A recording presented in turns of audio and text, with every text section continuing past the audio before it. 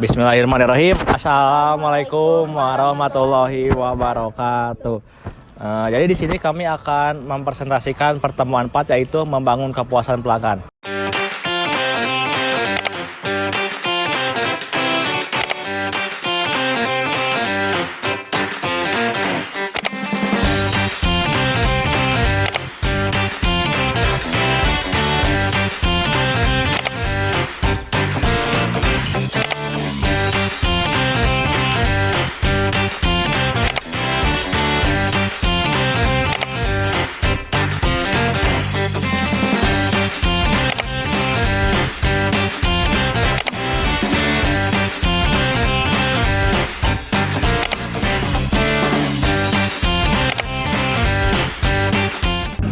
Sebelumnya, perkenalkan kembali, nama saya Yasmin. Kepuasan pelanggan merupakan tujuan utama dalam pemasaran. Kepuasan muncul ketika pelanggan merasa bahwa produk atau jasa yang diterima sesuai bahkan melebihi harapannya. Semakin tinggi tingkat kepuasan pelanggan, semakin besar kemungkinan pelanggan akan membeli kembali produk tersebut dan menjadi pelanggan setia. Nilai pelanggan adalah manfaat yang diharapkan pelanggan dari suatu produk atau jasa. Sedangkan kepuasan pelanggan adalah perasaan yang muncul setelah membandingkan kinerja produk dengan harapan yang dimiliki. Terdapat 3 kemungkinan yang dapat terjadi. Yang pertama, ada kinerja lebih rendah dari harapan, maka pelanggan akan kecewa. Yang kedua, ada kinerja sama dengan harapan, maka pelanggan merasa biasa saja. Yang ketiga, ada kinerja melebihi harapan, maka pelanggan merasa puas dan loyal. Kualitas produk juga mempengaruhi kepuasan pelanggan yang meliputi kinerja produk, fitur produk, keandalan, kesesuaian dengan standar, daya tahan, pelayanan purna jual, estetika, dan kesan kualitas. Akan kembali, nama saya Naisila akan menjelaskan strategi meningkatkan kepuasan pelanggan. Untuk meningkatkan kepuasan pelanggan, perusahaan dapat menerapkan beberapa strategi. Yang pertama, ada realisop marketing. Strategi ini berfokus pada membangun hubungan jangka panjang dengan pelanggan agar terciptanya loyalitas. Yang kedua, ada superior customer service strategi. Perusahaan memberikan pelayanan yang lebih baik dibandingkan pesaing sehingga pelanggan merasa lebih puas. Yang ketiga, ada extraordinary guarantees strategi. Perusahaan ini memberikan jaminan atau pelayanan purna jual yang istimewa untuk mengurangi resiko kerugian pelanggan. Yang keempat, ada customer complaint handling strategi. Perusahaan menangani keluhan pelanggan dengan cepat dan tepat sehingga pelanggan yang tidak puas dapat kembali merasa puas. Yang kelima, ada service performance improvement strategi. Perusahaan terus-menerus meningkatkan kualitas pelayanan secara berkala agar kepuasan pelanggan tetap terjaga. Yang keenam, ada quality function development strategi. Produk dan jasa dirancang berdasarkan kebutuhan pelanggan sehingga lebih sesuai dengan keinginan pasar. Perkenalkan kembali, saya Anissa Amalia Khairunisa. Saya akan menjelaskan terkait dengan memberikan nilai dan kepuasan pelanggan. Perusahaan harus mampu menciptakan nilai bagi pelanggan melalui proses yang disebut rantai nilai atau value chain. Rantai nilai terdiri dari pengadaan bahan baku, pengolahan bahan baku, distribusi produk, memasarkan produk, dan pelayanan kepada pelanggan. Setiap aktivitas harus dilakukan dengan baik agar pelanggan memperoleh manfaat maksimal dari produk yang dibeli.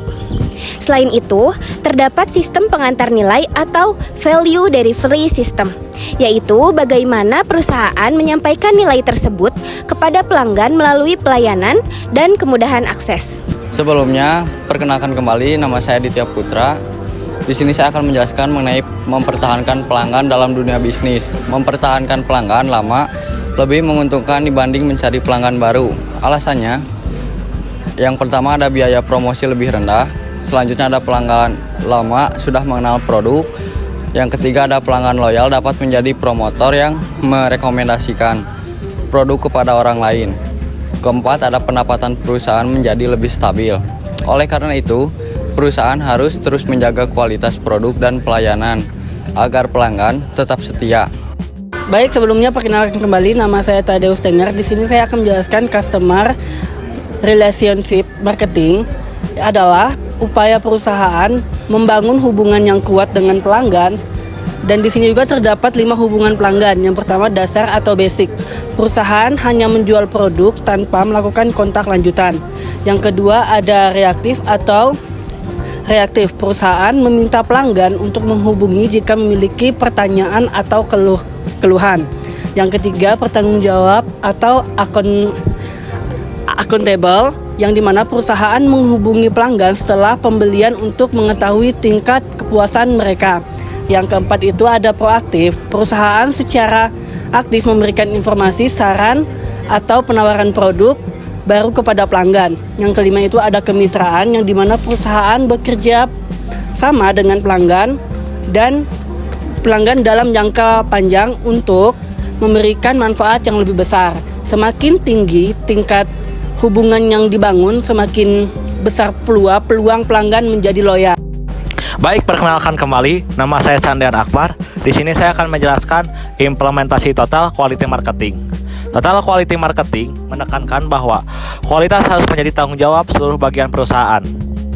Tujuannya yaitu menciptakan nilai pelanggan, meningkatkan kepuasan pelanggan, menumbuhkan loyalitas pelanggan, dan meningkatkan daya saing perusahaan.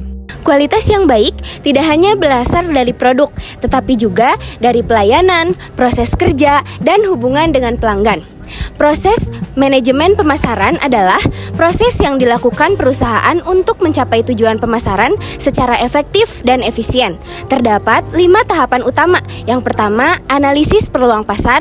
Yang kedua, meneliti dan memilih pasar sasaran. Yang ketiga, merancang strategi pemasaran. Yang keempat, merancang program pemasaran. Dan yang kelima yaitu mengorganisasi, melaksanakan, dan mengawasi. Kita bedah satu-satu dan kami berikan studi kasus fiktif pada perusahaan Sismi. Pertama, ada analisis pasar atau analyzing market opportunities.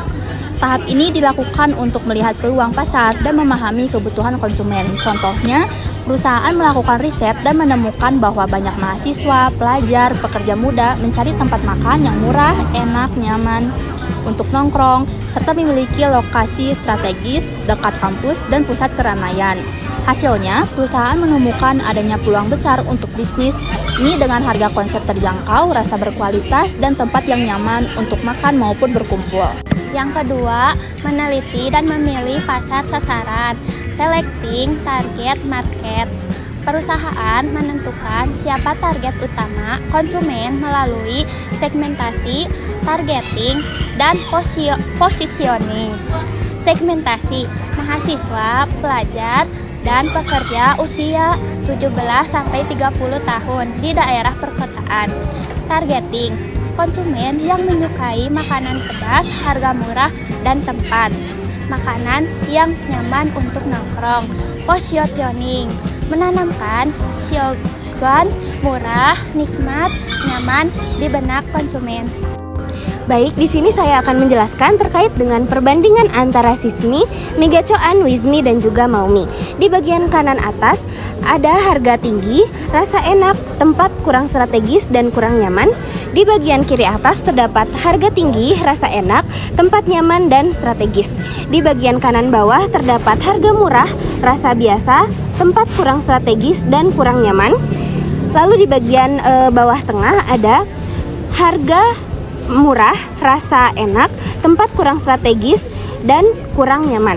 Lalu di bagian bawah tengah sedikit kiri ada harga murah, rasa enak, tempat nyaman, dan strategis. Di bagian kiri bawah ada harga murah, rasa enak, tempat strategis, menu namun kurang nyaman. Nah, untuk posisi Sismi ada di bagian kiri tengah yaitu tempatnya nyaman dan strategis. Lalu untuk harga di tengah-tengah antara harga tinggi dan harga rendah. Yang keempat, merancang program pemasaran, planning marketing program. Tahap ini menggunakan konsep buruan pemasaran. Yang pertama ada produk. Menu utama berupa mie pedas berbagai level, dimsum, minuman, kekinian, dan dessert ringan. Yang kedua ada price atau harga lebih terjangkau dibanding pesaing, mulai dari 10.000 sampai 20.000 agar semua kalangan bisa menikmati. Yang ketiga ada place, membuka outlet di lokasi strategis seperti dekat kampus, sekolah, pusat perbelanjaan, dan area perkantoran. Yang keempat ada promotion. Menggunakan promosi melalui Instagram, TikTok, food vlogger, serta promo diskon opening dan paket hemat untuk menarik pelanggan baru. Selanjutnya ada mengorganisasi, melaksanakan, dan mengawasi atau managing the marketing effort, yang dimana tahap terakhir adalah pelaksanaan dan evaluasi strategi pemasaran. Organisasi yaitu membentuk tim operasional, outlet, tim media sosial, dan tim pelayanan pelanggan. Yang kedua ada pelaksanaan, yaitu mengadakan grand opening dengan promo buy one get one, yang dimana selama minggu pertama dan kampanye media sosial selama 3 bulan pertama. Yang ketiga itu ada pengawasan, contohnya setiap bulan manajer pemasaran mengevaluasi jumlah pelanggan, penjualan, serta ulasan konsumen. Jika target penjualan belum tercapai, perusahaan akan memperbaiki kualitas pelayanan, promosi, ataupun inovasi menu baru agar tetap mampu bersaing dengan Nugacoan, Wismi, dan Maumi. Baik, di sini kesimpulannya yaitu manajemen pemasaran merupakan proses yang dimulai dari memahami kebutuhan pasar, menentukan target konsumen, menyusun strategi pemasaran, menjalankan program pemasaran, hingga melakukan evaluasi. Kunci keberhasilan pemasaran adalah menciptakan nilai dan kepuasan pelanggan, karena pelanggan yang puas akan menjadi pelanggan yang loyal dan membantu perkembangan perusahaan dalam jangka panjang. Baik, sekian dari kelompok kami. Mohon maaf bila ada salah kata. Wassalamualaikum warahmatullahi wabarakatuh.